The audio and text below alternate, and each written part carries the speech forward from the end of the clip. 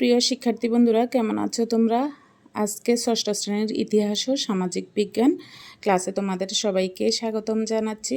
আসলে আজকে ক্লাসটা আমি বাসা থেকে তৈরি করেছি, কারণ এখন রমজানের বন্ধ পড়ে গেছে। সেই ক্ষেত্রে শিক্ষার্থীদের কিছু সহযোগিতার জন্য এই ক্লাসটা তৈরি করা।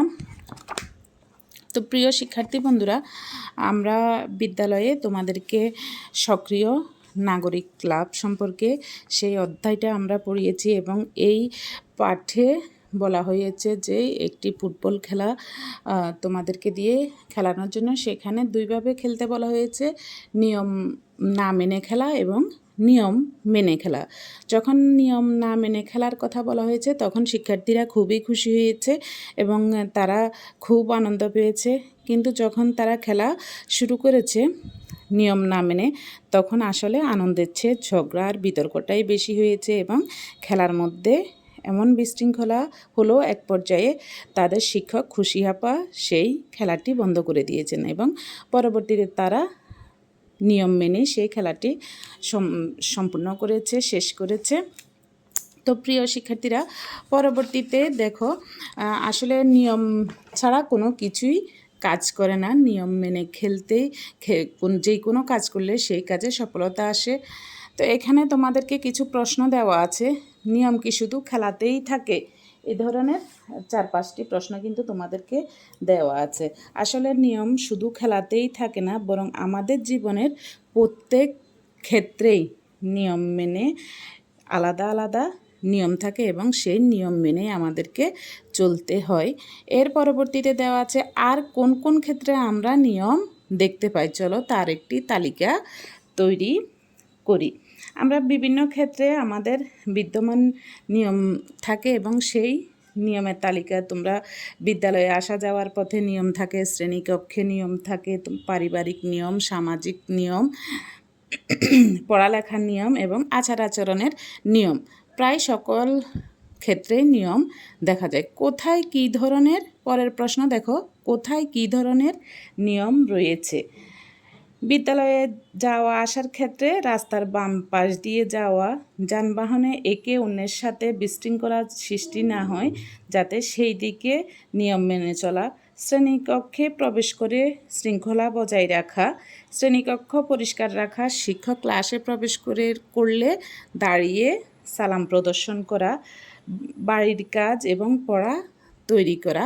অর্থাৎ সব ক্ষেত্রেই কিন্তু তোমাদের নিয়ম রয়েছে। সবারই, শুধু তোমাদের না, সবাইকে সেই নিয়ম মেনে চলতে হয়। এবং একজন মানুষ তার জীবনে সবচেয়ে বেশি সময় কাটায় তার পরিবারে, তাই সেই ক্ষেত্রেও তাদের পরিবারেও পারিবারিক কিছু নিয়ম থাকে, যেমন পিতামাতার কথা মেনে চলা, বড়দের শ্রদ্ধা করা, ছোটদের স্নেহ করা, পরিবারের সদস্যগণের কাজে সহযোগিতা করা এবং মানুষকে সমাজের আরও অনেক নিয়ম মানতে হয়। একে অপরকে সহযোগিতা করা, প্রতিবেশীর বিপদে এগিয়ে আসা, অন্যের সমস্যা বা ক্ষতি হয় এমন কাজ না করা, ধর্ম, বর্ণ, নারী, পুরুষ নির্বিশেষে সামাজিক অবস্থান ভুলে সকলের প্রতি শ্রদ্ধা প্রদর্শন করা। একজন শিক্ষার্থীর প্রধান অনুসরণীয় কাজ হলো তার নিয়মিত পড়াশোনা করা এবং পড়াশোনায় যাতে ফাঁকি দিতে না পারে সেদিকে খেয়াল রাখা এবং আচার আচরণের ক্ষেত্রে ভালো আচরণগুলোকে গ্রহণ করা এবং মন্দ বা খারাপ আচরণগুলোকে পরিত্যাগ করা। এর পরের প্রশ্ন দেখো, নিয়ম না থাকলে ওইসব ক্ষেত্রে কী ধরনের সমস্যা হতে পারে? আসলে প্রত্যেকটি কাজের ক্ষেত্রেই নিয়ম আছে। যদি কাজ করার ক্ষেত্রে নিয়ম না থাকে তাহলে কোনো কাজ ভালোভাবে সফল করা সম্ভব হয় না এবং যথার্থ নিয়মকানুন যেই কোনো কাজ সফল হওয়ার পেছনে মূল ভূমিকা পালন করে। নিয়ম মেনে না চললে কোনো কাজই সম্পূর্ণ করা সম্ভব হয় না, ফলে নানা রকম বিশৃঙ্খলার সৃষ্টি হয়। তো প্রিয় শিক্ষার্থী বন্ধুরা, তোমরা এখানে যে প্রশ্নগুলো দেওয়া আছে এই প্রশ্নগুলোর উত্তর আমার এই আলোচনার মাধ্যমেই তোমরা বের করতে পারবে এবং প্রশ্নগুলো তোমরা উত্তরগুলো সাজিয়ে লিখতে তোমাদের সহযোগিতা করবে।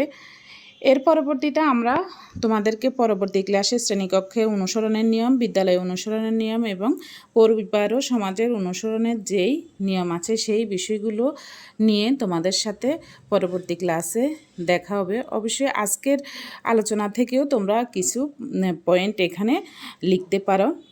তো প্রিয় শিক্ষার্থী বন্ধুরা, আজকে এই পর্যন্ত। পরবর্তী ক্লাসে আবার তোমাদের সাথে দেখা হবে। সেই পর্যন্ত সবাই ভালো থাকবে, সুস্থ থাকবে এবং অবশ্যই পড়ালেখা চালিয়ে যাবে। ধন্যবাদ সবাইকে।